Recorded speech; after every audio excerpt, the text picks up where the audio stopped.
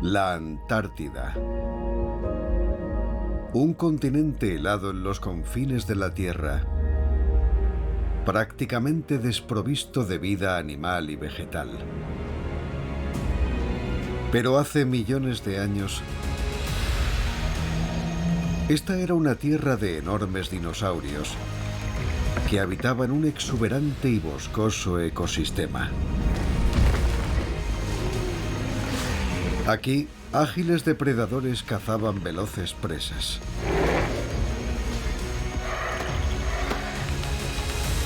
Este enorme continente también servía de refugio a resistentes criaturas que sobrevivieron a una masiva extinción y a gigantescos reptiles anteriores a los dinosaurios de más de 1 tonelada de peso.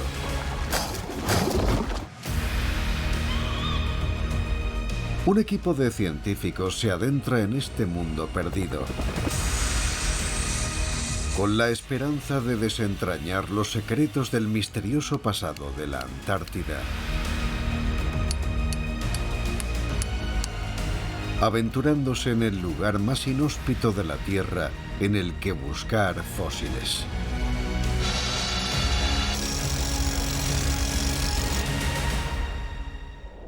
La Tierra ancestral. Dinosaurios del continente helado.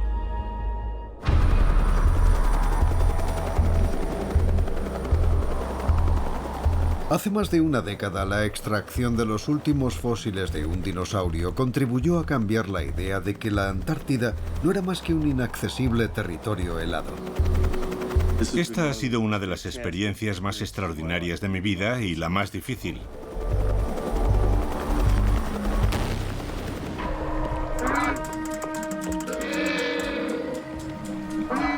Por increíble que parezca, este era el carnívoro de mayor tamaño del Jurásico inferior que había en nuestro planeta. Y se descubrió en el continente más meridional, del que se pensaba hasta hace tan solo 100 años que nunca había albergado ningún tipo de vida prehistórica. Tras el descubrimiento del criolofosaurio, llegaron otros como el del glacialisaurus. Incluso se hallaron indicios de que los mayores dinosaurios de la Tierra habían utilizado la Antártida como puente terrestre.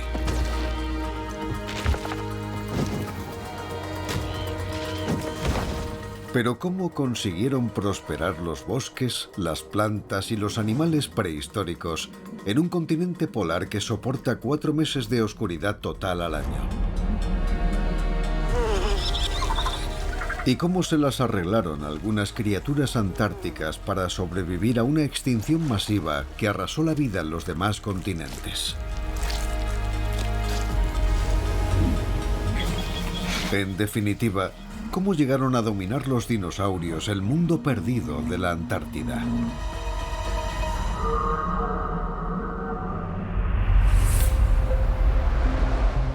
Para llegar a los confines de la Tierra, los científicos se preparan en Christchurch, Nueva Zelanda, el trampolín para llegar al continente helado. El doctor Nate Smith, junto con las doctoras Patty Reiber y Libby Ives, se unirán a una docena de científicos para realizar una expedición estival a las montañas transantárticas. La última vez que Nate estuvo aquí fue en 2011. Ahora quiere repetir el éxito de aquella misión. Siempre resulta emocionante cuando llegas a Christchurch. Es cuando te das cuenta de verdad de que estás a punto de viajar a la Antártida para trabajar sobre el terreno. Pero antes de partir hacia su destino, el equipo tiene que ultimar todos los detalles. La seguridad es importante. Esta es la 3ª vez que la doctora Patty Reiber, experta en plantas prehistóricas, va a viajar a la Antártida. Siempre debemos llevar walkie-talkies encima. Así que no olvides reservar un bolsillo para un walkie-talkie. Bien. Para mí ahora mismo la Antártida es esa gran desconocida. Nos han dado todo el equipo y este gran anorak rojo. Ahora mismo todas las posibilidades son una auténtica locura. Shackleton a la de 3. 1, 2, 3. ¡Shackleton! Las rocas al descubierto en las montañas transantárticas que rodean los glaciares son un lugar ideal en el que buscar fósiles. Me hace mucha ilusión ir al glaciar de Shackleton, al que no he ido nunca, porque ha sido un yacimiento y una zona muy conocida en el ámbito de la historia de la exploración antártica, así como también para la paleontología en los últimos 50 años. Sorprendentemente, este enorme continente no se congeló del todo hasta hace tan solo 15 millones de años. La capa de hielo cubriría por completo los Estados Unidos de América. La velocidad de los vientos y las bajas temperaturas no se encuentran en ningún otro lugar de la Tierra. Si te paras a pensar, la cantidad de hielo que hay en la Antártida es para volverte loco. El continente abarca algo más de 14 millones de kilómetros cuadrados y aproximadamente un 98% de esta extensión está cubierto de hielo.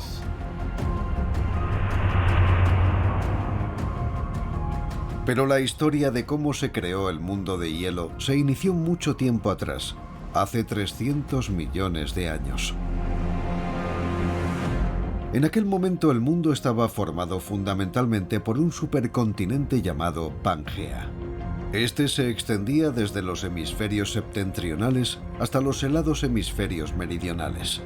En este punto de la historia, la capa de hielo de la Antártida se está derritiendo a causa de un temprano calentamiento global de la Tierra.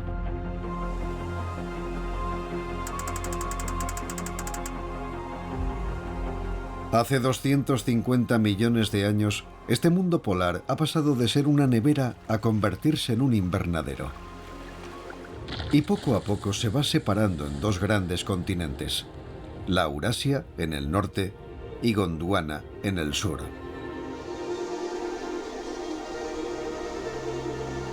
Pero todavía no están habitados por los dinosaurios. Aún queda para llegar a eso. Por sus bosques y ciénagas ya deambulan extraños y maravillosos predecesores.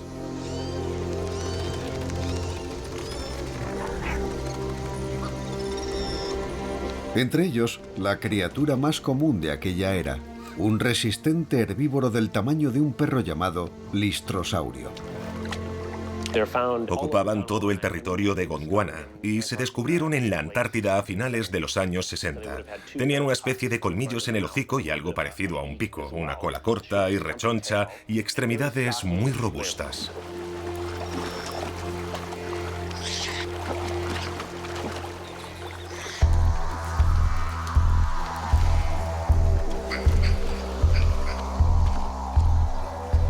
Aquí prosperaron además algunos anfibios gigantes. Antes de la era de los cocodrilos, ocupaban un nicho similar, con una mordida parecida.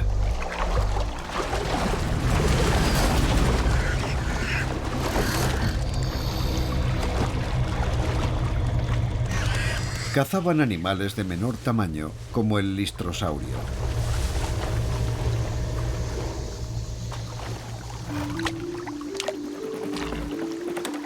El listrosaurio pertenecía a un grupo de reptiles similares a los mamíferos que acabaron evolucionando para convertirse en verdaderos mamíferos. Estas pequeñas criaturas desempeñaron un papel clave en la teoría de la tectónica de placas.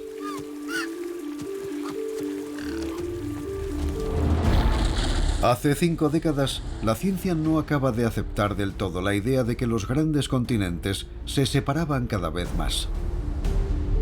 Los listrosaurios de la Antártida sirvieron de prueba irrefutable al encontrarse fósiles a miles de kilómetros de distancia, en el sur de África.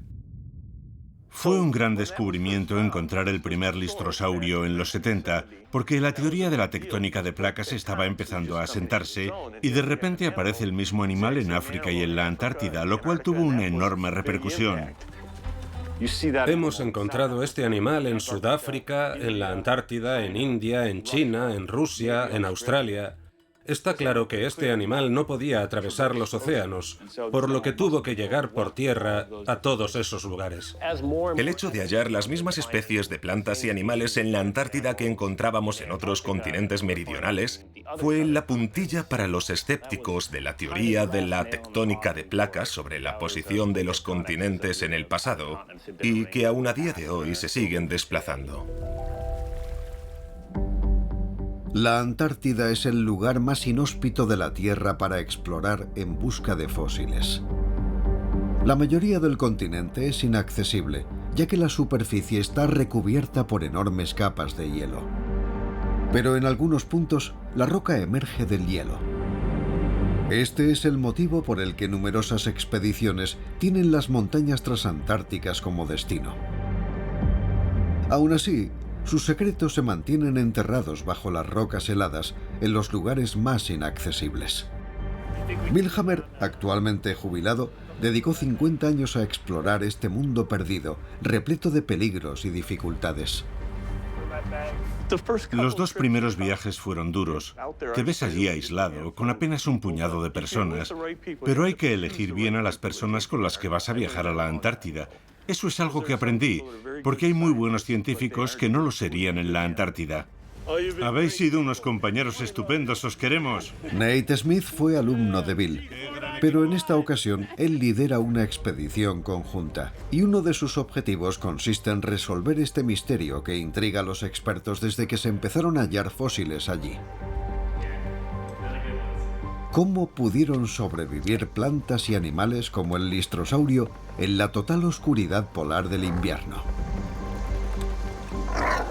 Pese al desplazamiento constante de los continentes, la Antártida no se ha separado nunca demasiado del círculo polar, en el que la oscuridad reina durante 4 meses al año. Uno de los eternos misterios de la paleontología antártica es saber cómo eran estos ecosistemas que vivían en latitudes elevadas en un sistema de luz polar.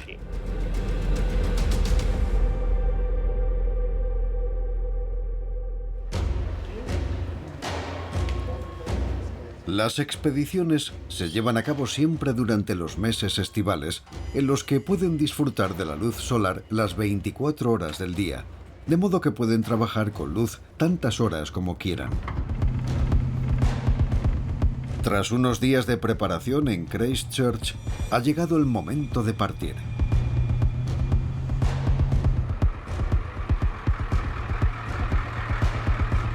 La Antártida es uno de los lugares más duros del mundo en los que buscar fósiles, y esto se debe en gran medida a la logística para poder llegar hasta allí y trabajar en el continente.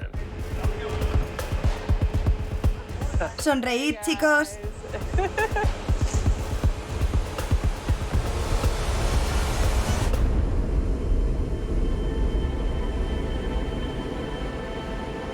Es un vuelo de 6 horas a bordo de un avión de la Fuerza Aérea estadounidense desde Christchurch, Nueva Zelanda, hasta el continente helado.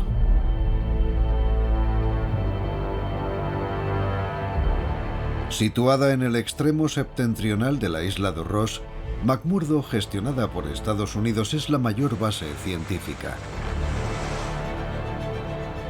Esta base, que alberga a 200 personas, será su hogar durante una semana, en la que prepararán su viaje al glaciar de Shackleton.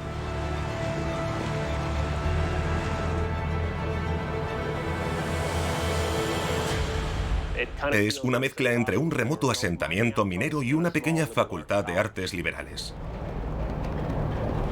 Y está diseñada para resistir terribles tormentas.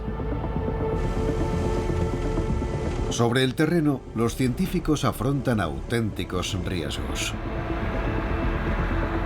La Antártida es un lugar tan aislado y las condiciones del clima son tan extremas que es un lugar muy peligroso para trabajar y hay que adoptar muchas medidas de seguridad y someterse a un exigente entrenamiento.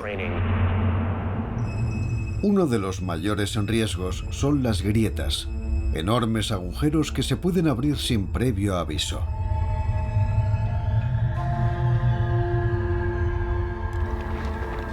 Todos los científicos de campo deben aprender a salir de ellas escalando en caso de caer en una.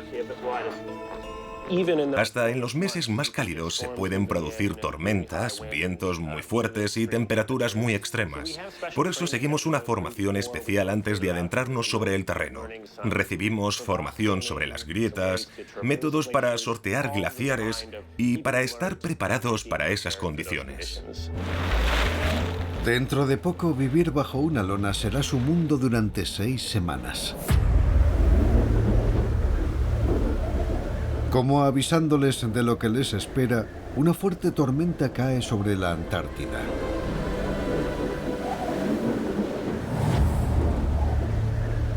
Ha hecho muy mal tiempo y hay que retrasar el traslado a nuestro campamento y evidentemente no se puede volar con este tiempo. Llevarán consigo todo lo necesario para pasar 6 semanas en las traicioneras montañas transantárticas.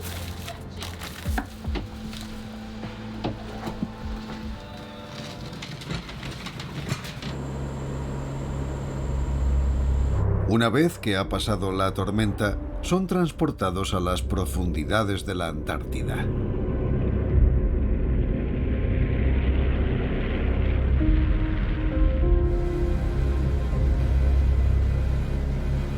Ahora están completamente solos, a cientos de kilómetros de la ayuda más cercana y a miles de la civilización. De alguna manera te da la sensación de que estás llegando a otro planeta.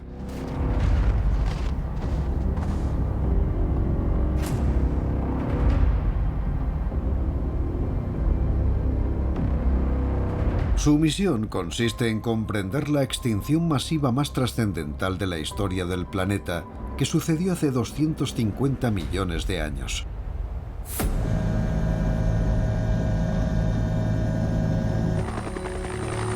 Pretenden llegar a una ya conocida cresta de Shackleton, llamada Collinson Ridge.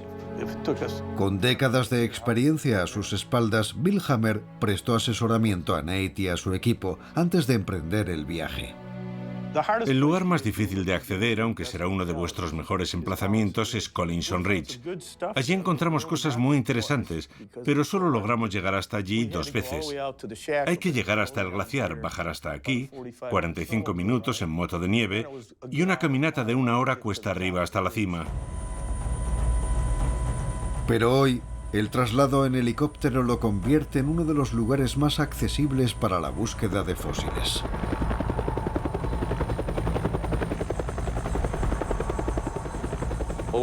Muchos de los lugares a los que vamos somos las primeras personas que los han pisado. Es una sensación indescriptible. Otra cosa increíble de este lugar es que si no hay viento y te alejas de tus compañeros, el silencio es total.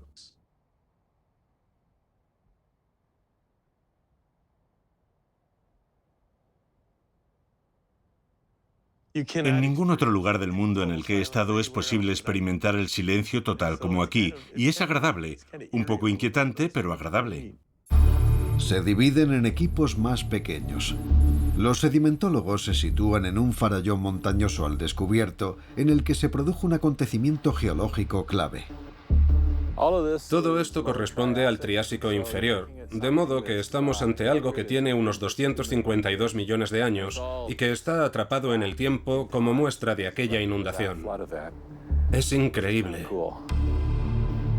En algún punto entre donde estoy yo ahora y unos 9 metros por encima de mí, entre el 70 y el 90% de las plantas y los animales de todo el mundo desaparecieron, sin más. La transición entre el Pérmico y el Triásico está marcada por lo que los paleontólogos denominan la Gran Mortandad. Un 70% de los animales terrestres murieron, así como un 95% de la vida marina. Todo a causa de una destrucción generalizada de los bosques, las plantas y los ecosistemas de nutrientes. Fue una catástrofe para el planeta Tierra.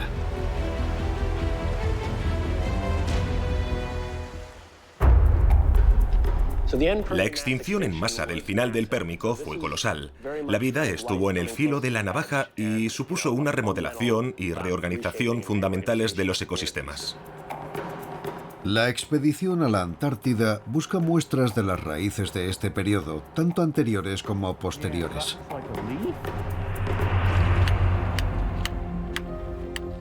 A 2.100 metros, Pete Makovicki y Akiko Shinja han encontrado un fósil de listrosaurio incrustado en la roca congelada. Estamos en pleno proceso de extracción de un fósil que hemos hallado esta mañana. Creemos que es un listrosaurio, aunque es una suposición fundada más que nada en el tamaño del espécimen. Este descubrimiento no es más que otro indicio de que todavía había listrosaurios por aquí tras la gran mortandad. Es un linaje de supervivientes. Uno de los pocos linajes de animales terrestres que lograron sobrevivir a la gran extinción del Pérmico. Pero ¿cómo sobrevivió? ¿Y cómo era la Antártida después?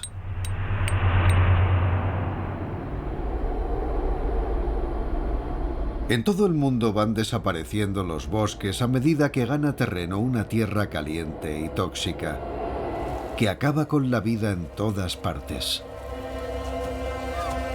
Por toda Siberia, el manto de la Tierra escupió enormes lechos de lava volcánica, que cubrieron una superficie equivalente a la mitad del tamaño de Estados Unidos, con un espesor de varios kilómetros.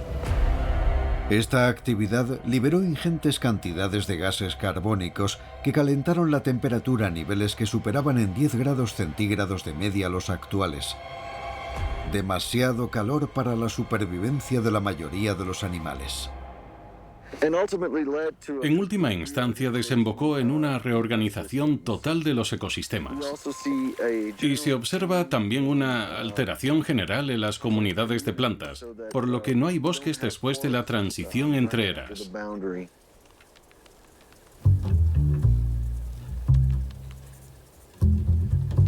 Tan solo sobrevivieron los más resistentes y adaptables.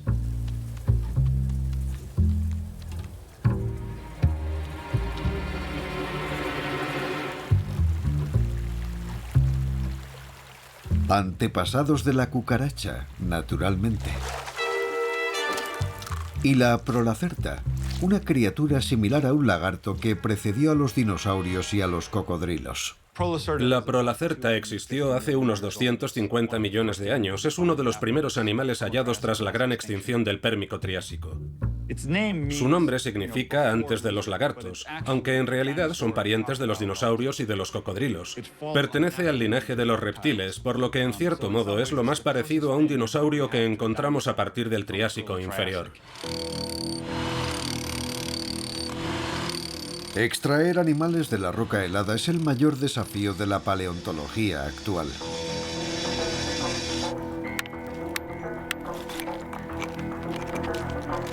Los científicos llevan mucho tiempo centrándose en lugares del mundo donde resulta más fácil el acceso y la extracción. Pero en muchas ocasiones se tropiezan con los huesos por casualidad. El mundo perdido de la Antártida se ha mantenido oculto en un continente inaccesible al ser humano en su mayor parte. Hace poco más de un siglo, nadie sospechaba siquiera que la Antártida estuvo recubierta de bosques y que había animales prehistóricos vagando por ellos. Entonces, ¿qué cambió? Llegan los primeros exploradores a la región. Robert Scott descubrió los primeros indicios en 1912. Scott y su equipo trataban de llegar al Polo Sur cuando tropezaron con rocas con fósiles de hojas impresos en ellas. Pese a lo extremo de las condiciones, los exploradores se las llevaron consigo. Pero como sabemos, Scott y su equipo fallecieron allí, por lo que los fósiles de Glossopteris fueron hallados posteriormente en un trineo cerca de sus cadáveres. Esto hizo que cambiara nuestra perspectiva sobre la Antártida y la historia geológica. Como paleontólogo, me parece asombroso que estas personas encontraran estos restos y supieran reconocer su importancia para poder entender que la Antártida había sido un lugar muy distinto, con un clima completamente diferente en el pasado. El descubrimiento de esta prueba vegetal implicaba que los bosques habían recubierto antaño este gran continente en épocas más cálidas.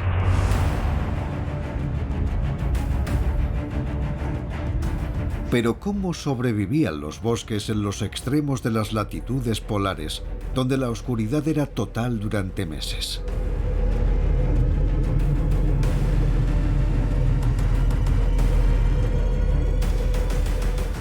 Scott solamente encontró hojas en la Antártida, pero los árboles fosilizados de un vecino cercano pueden darnos algunas pistas que ayuden a resolver este misterio. Hubo un momento en que Nueva Zelanda estuvo mucho más cerca del helado continente polar de lo que lo está hoy. Formaba parte de la antigua Gondwana, en el sur, unida a la Antártida y a Australia.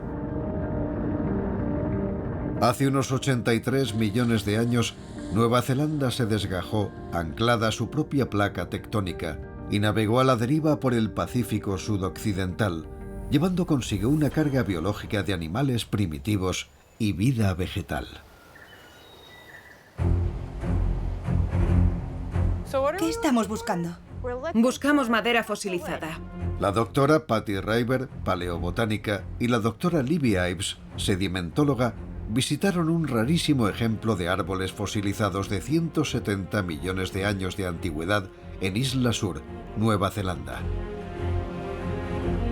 ¿Es posible que estos árboles fosilizados sean una cápsula del tiempo y nos ofrezcan una ventana por la que asomarnos a la antigua Antártida? Mira, Patty. ¿El qué?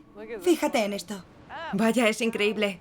Entre las pozas que dejan las mareas hay árboles petrificados. ¿Qué altura crees que tendrán? ¿Esta es la longitud total? No, esto es tan solo la parte central del tronco. Este es uno de los escasos lugares de la Tierra donde tenemos un bosque fósil situado exactamente en el mismo punto en el que se encontraba cuando estaban vivos. Por lo que, a pesar de tener 170 millones de años de antigüedad, en realidad no se han movido de donde estaban cuando eran árboles vivos. Probablemente estos bosques crecieron en el círculo polar o cerca de él cuando Nueva Zelanda se encontraba miles de kilómetros más al sur. Lo que es seguro es que los árboles de la Antártida tuvieron que sobrevivir a meses de oscuridad polar. Estas son plantas que crecían en un entorno oscuro durante 4 meses y en el que el sol no se ponía durante otros 4 meses. ¿Cómo hacían las plantas? Hoy en día no es así. ¿Cómo lograron las plantas hacer eso? Seguir con vida y sobrevivir. Vale, aquí hay un árbol muy largo y si te agachas, se pueden ver incluso los anillos. Estos anillos muestran que el árbol creció hasta alcanzar una edad aproximada de 90 años y se mantuvo inactivo en ciertos periodos, como una versión extrema del invierno actual, cuando el árbol libera una sustancia química que hace que se le caigan las hojas y se interrumpa el crecimiento. ¿Podría ser una estrategia del invierno polar o simplemente una variación de un invierno normal? Para averiguarlo, hay que seguir investigando.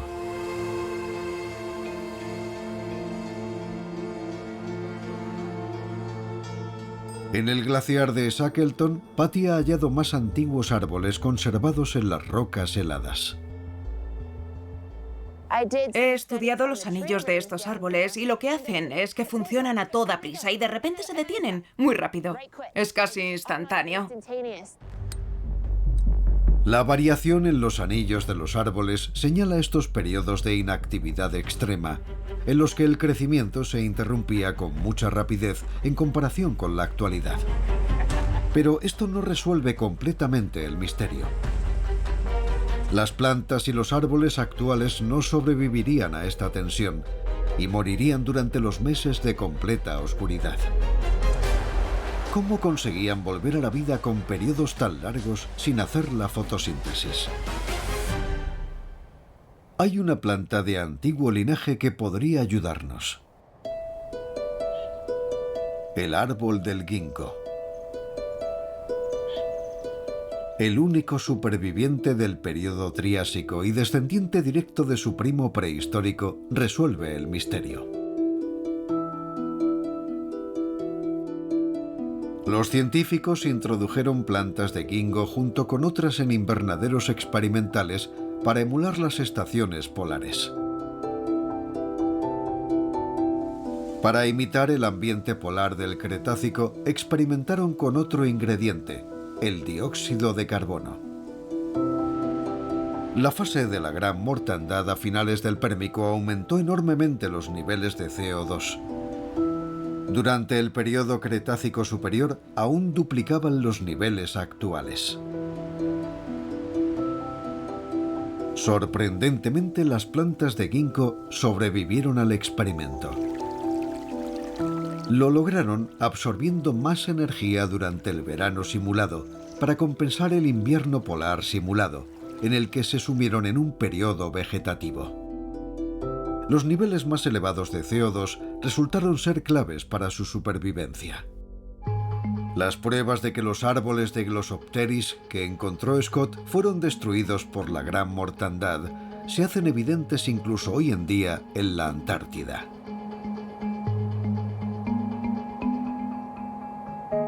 Pasamos de tener madera por todas partes, en estos depósitos de la llanura aluvial, a que no haya nada en absoluto. Sin embargo, en el Triásico medio, otras plantas como los antepasados del ginkgo ya habían regresado.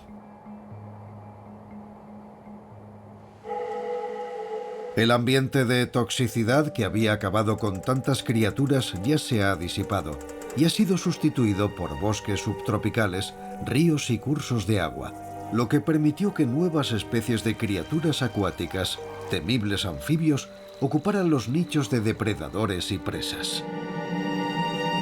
Los fósiles extraídos de la roca helada en los años 80 por Bill Hammer y otros dibujaron un panorama nuevo de una Antártida que se estaba recuperando durante este periodo.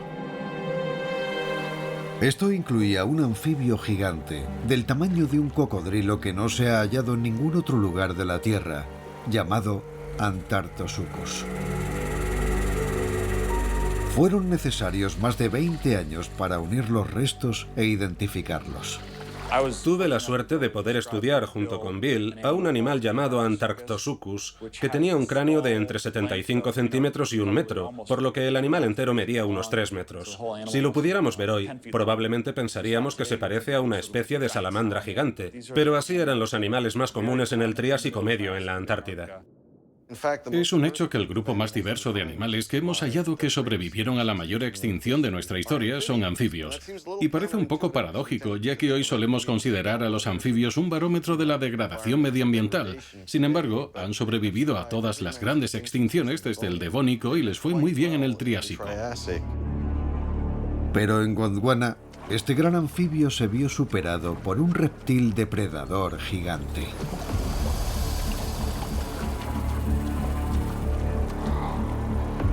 El Erythrosuchus. Aunque hasta la fecha solamente se ha descubierto en Sudáfrica, se da por sentado que vivió en la por entonces cercana Antártida durante el Triásico medio. Cabe la posibilidad de que este animal llegara también a la Antártida. El Erythrosuchus habría sido uno de los mayores depredadores de su época en el período Triásico. Era un monstruo de 3 metros, con una cabeza de casi 1 metro de longitud, con patas más largas y menor blindaje que un cocodrilo, y con dientes casi del mismo tamaño que los de un tiranosaurio rex. Este reptil temprano fue uno de los predecesores de los dinosaurios y el superdepredador de su época.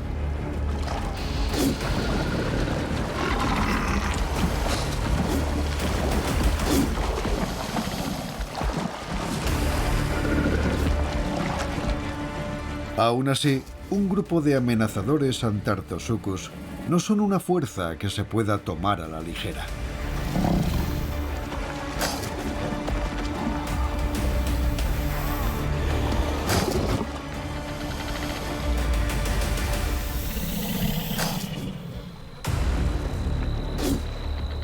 Este gran depredador ocupa un nicho cuyo tiempo se está agotando. De forma lenta pero constante, comienzan a evolucionar los dinosaurios, pequeños al principio. Los días del Erythrosuchus están contados a medida que se aproxima la siguiente gran extinción. Aunque no es el final para algunos anfibios. Los temnospóndilos son el grupo principal al que pertenece el Antarctosuchus. Hay gente que cree que los anfibios modernos, como las ranas y las salamandras, proceden en realidad de los temnospóndilos, de modo que de alguna forma siguen aún entre nosotros, aunque estos enormes anfibios desaparecieron y tuvieron su apogeo en el Triásico.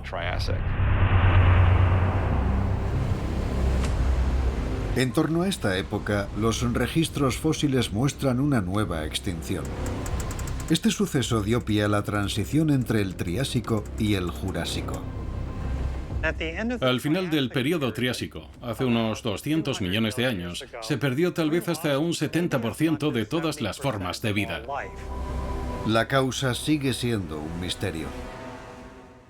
Se trata de una de las grandes extinciones menos conocidas porque los dinosaurios sobrevivieron a ella, de modo que algunos de los primeros dinosaurios que ya existían en aquel entonces lograron sobrevivir a la extinción, ya que el final del Triásico eliminó a gran cantidad de sus competidores, por lo que el éxito de los dinosaurios tal vez se deba únicamente a la casualidad de aquella gran extinción, a finales del Triásico superior. Este suceso, la cuarta gran extinción que se produjo en la Tierra desde los albores de la vida, permitió el auge de los dinosaurios, que se convirtieron en los animales terrestres dominantes en el planeta. A medida que se recuperaba la Tierra, la vida en los continentes más meridionales de Gondwana era distinta a otros territorios. Pero Nate y su equipo aún siguen buscando respuesta a cómo lograron sobrevivir también las criaturas de la Antártida a las largas noches polares. A diferencia de las plantas, los animales deben conservar la energía de un modo totalmente distinto. Al realizarse un número tan reducido de expediciones a esta parte del globo, el tiempo se vuelve en su contra para dar con las respuestas.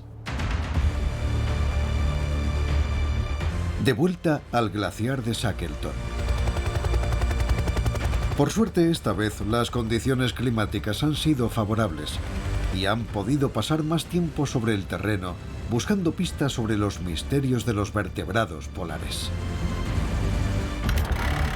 Pero este desierto helado es el lugar más inhóspito de la Tierra para excavar en busca de fósiles. Dada la escasa erosión de la Antártida, deben buscar minuciosamente rastros fortuitos en la superficie de las rocas. Cuando los localizan, los paleontólogos recurren a sierras eléctricas para extraerlos. Lo primero que vi al caminar por esta ladera es una pata. Esto de aquí es una pata trasera y está bastante articulada, como lo habría estado en vida. Con lo que estoy trabajando aquí es con un pariente temprano de los reptiles llamado Procolofón, que era un animal de pequeño tamaño que excavaba madrigueras. Así que este es una especie de animal que huyó de latitudes más bajas de Sudáfrica a latitudes más altas aquí, en la Antártida. El procolofón es un tipo de reptil primitivo de un tamaño similar al monstruo de Gila, un reptil de nuestro tiempo que acecha los desiertos en la actualidad. Todo este bloque que hemos cortado contiene un abanico de huesos diversos. Lo que vamos a hacer es limpiarlo, cogerlo y meterlo en una mochila, llevarlo hasta donde está el helicóptero y catalogarlo en el campamento Shackleton. Cogemos uno de los bloques grandes y lo arrastramos. Estudiar un reptil pequeño como el procolofón puede desembocar en grandes descubrimientos. Tal vez los reptiles primitivos tenían alguna propiedad que ayude a comprender cómo sobrevivieron algunos animales antárticos a las largas noches polares. ¿Cómo se orientaban en la oscuridad para cazar suficiente alimento para sobrevivir? Si se pudiera resucitar a un reptil antiguo, ¿qué secretos podría transmitirnos? En Nueva Zelanda existe una criatura así. La separación de Gondwana hace 80 millones de años nos dejó un animal que aún hoy sigue vivo y que presume de un linaje muy antiguo. El tuátara, un reptil extraordinariamente poco común que vive sin llamar la atención en los bosques templados de este país del Pacífico meridional. Es el único miembro que queda con vida de un orden arcaico de reptiles surgido en el Triásico Medio hace 250 millones de años. En la actualidad, Nueva Zelanda está situada 5.000 kilómetros más al norte que cuando se encontraba en una latitud polar. ¿Es posible que aún mantenga alguna cualidad que nos revele cómo lograron sobrevivir sus antepasados? En St. Bathans, en la isla sur de Nueva Zelanda, los paleontólogos han descubierto los ejemplos más antiguos de fósiles de tuátara. Hemos encontrado 3 fragmentos de una mandíbula similar a la de los tuátara. No son más que pequeños pedazos de apenas unos milímetros en los que se pueden ver los dientes, que de hecho son idénticos a los de los tuátara actuales. Por eso partimos de la hipótesis de que son antepasados de los tuátara de nuestros días, lo que parece indicar que la historia de los tuátara en este país viene de muy lejos.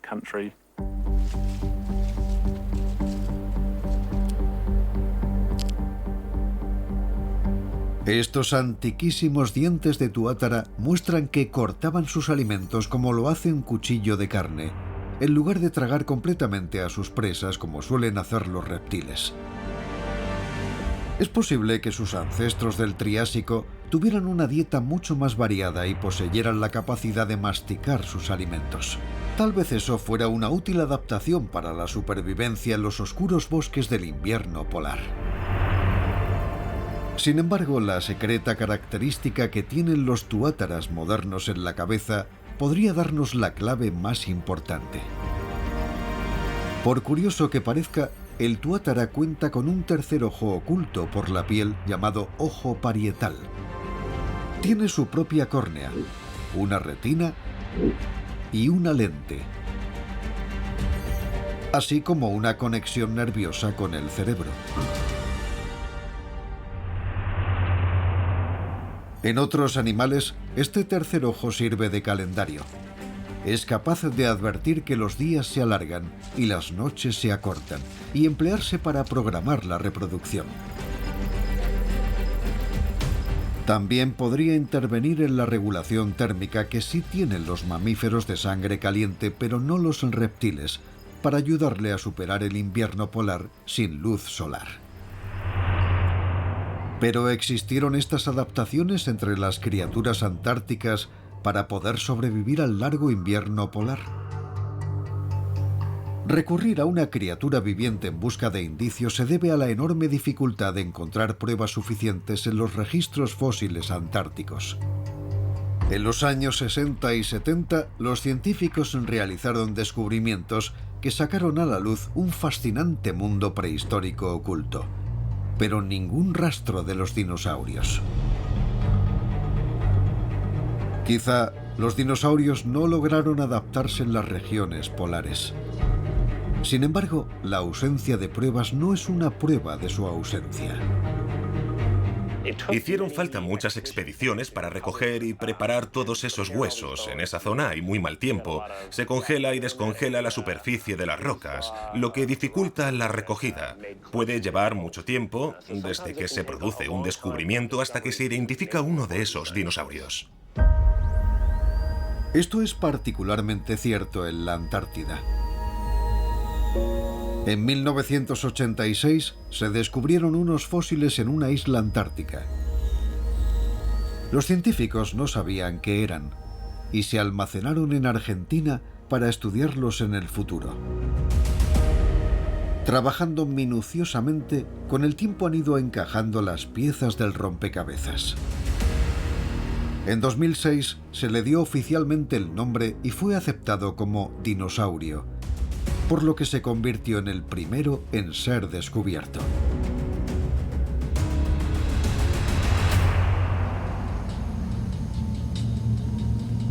Se trataba de un herbívoro acorazado pariente cercano del anquilosaurio.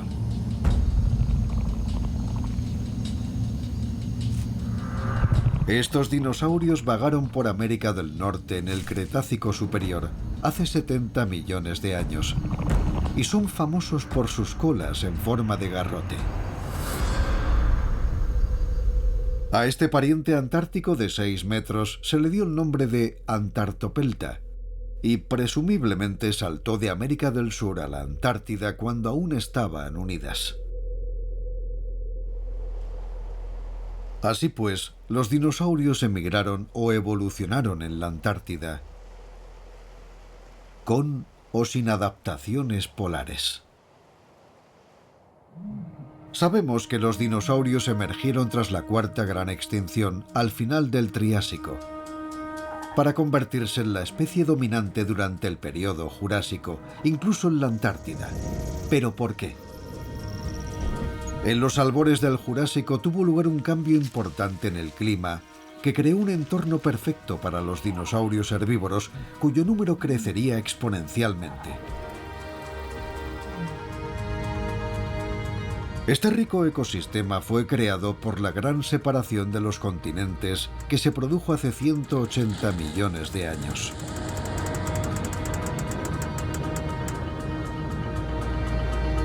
La Eurasia, la parte septentrional, se separa de la parte meridional, Gondwana, con la Antártida situada más al sur.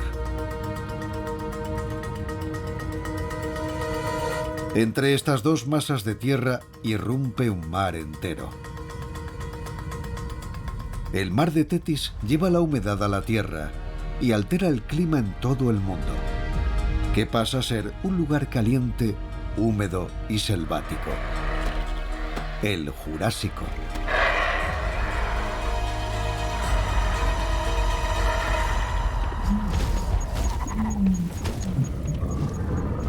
Sin embargo, a pesar de los abundantes fósiles de dinosaurio del periodo Jurásico que hay por todo el mundo, sigue suponiendo un enorme esfuerzo encontrarlos en la roca helada de la Antártida. Muchas veces los fósiles están tan mal conservados que la única forma de identificar un animal prehistórico es por los dientes. Los dientes se conservan mejor que muchas otras partes de los animales, como sucedió con este descubrimiento de unos dientes de anfibio realizado durante una expedición en 2011. Estaba sacando de aquí un fragmento de hueso y pensaba que esto era madera fósil, porque el material es muy oscuro. Así que estaba limpiando esto y de repente se cayó este pequeño bloque para dejar al descubierto esta preciosa dentadura de anfibio. Aquí vemos claramente un magnífico espécimen con sus dientes y sin duda es una muestra que podemos recoger. Esta criatura del Jurásico inferior también se descubrió gracias a un único canino superior. Se le dio el nombre de Tritilodonte. De sangre caliente, probablemente tenían alguna clase de pelaje, un protomamífero que apuntaba a lo que estaba por venir. Por desgracia para los tritilodontes, vivieron en la misma época que el superdepredador carnívoro antártico.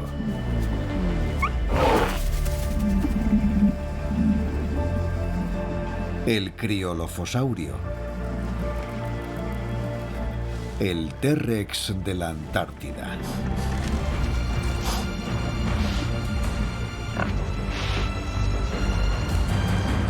En el próximo episodio, el descubrimiento del primer gigante carnívoro de la Antártida.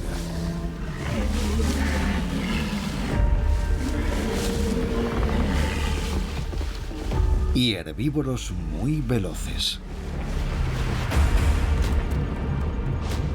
La aparición de los dinosaurios de mayor tamaño de todos los tiempos. Mientras que el continente de hielo nos da las claves de algunos de los mayores misterios de la Tierra. ¿Cómo lograron sobrevivir los dinosaurios a la oscuridad polar? Y tal vez el mayor misterio de todos. ¿Son las aves los descendientes vivos de los dinosaurios?